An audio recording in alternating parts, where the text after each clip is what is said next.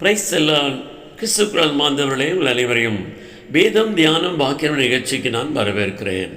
இப்படி இருக்க ஒரு கிறிஸ்துக்குள் இருந்தால் புது சிருஷ்டியாக இருக்கிறான், பழையவைகள் ஒளிந்து போயின, எல்லாம் புதிதாயின என்று சொல்லி 2 Corinthians 5:17 நாம் வாசிக்கிறோம்.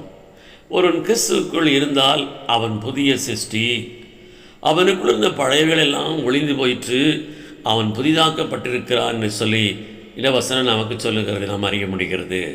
பிரியமானவர்களே, நாம் அனைவருமே இன்றைக்கு புதிய சிருஷ்டிகளாய் வாழ்ந்து கொண்டிருக்கிறோம். நம்முடைய வாழ்க்கையிலே பழையவைகள் ஒளிந்து போனது, எல்லாம் புதிதானதாய் மாறின வாழ்க்கையில் வாழ்கிறோம் என்கிற ஒரு நிச்சயம் நமக்குள்ளே எப்போதும் இருக்க வேண்டும். ஆண்டவராகிய இயேசு ஊழியம் செய்த நாட்களிலே அவர் போகும் வழியிலே முன்னாக ஓடி அவரை பார்க்கும்படி ஒரு காட்டத்தி மரத்திலே சகை என்கிறவன் ஏறுகிறான். இயேசு அந்த இடத்தில் வந்தபோது அண்ணாந்து பார்த்து அவனை கண்டு, சகையவே, நீ சீக்கிரமாக இறங்கி வா, என்னைக்கு உன் வீட்டிலே தங்க வேண்டும் என்றார். அவன் சீக்கிரமாக இறங்கி சந்தோஷத்தோடு அவரை அழைத்து கொண்டு போனான்.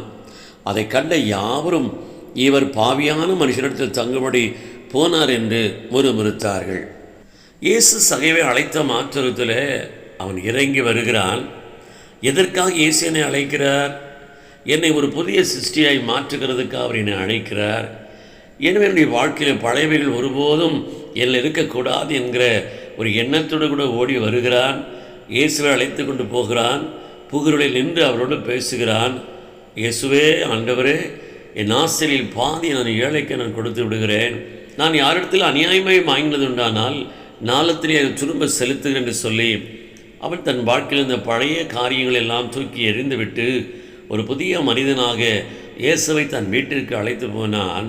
அந்த வீட்டிற்கு ரட்சிப்பு வந்து என்று சொல்லி இயேசுவே அறிவித்திருக்கிறதை நாம் வாசிக்கிறோம். எனவே நாமும் அப்படிப்பட்ட வாழ்க்கைக்குள்ளே நம்ம அழைக்கப்பட்டு இன்றைக்கி நாம் புதிய சிருஷ்டியாய் வாழ்ந்து கொண்டிருக்கிறபடினாலே பழையவைகள் எப்போதும் நம்முடைய வாழ்க்கையில் ஒழிந்து போனதாகவே இருக்க வேண்டும்.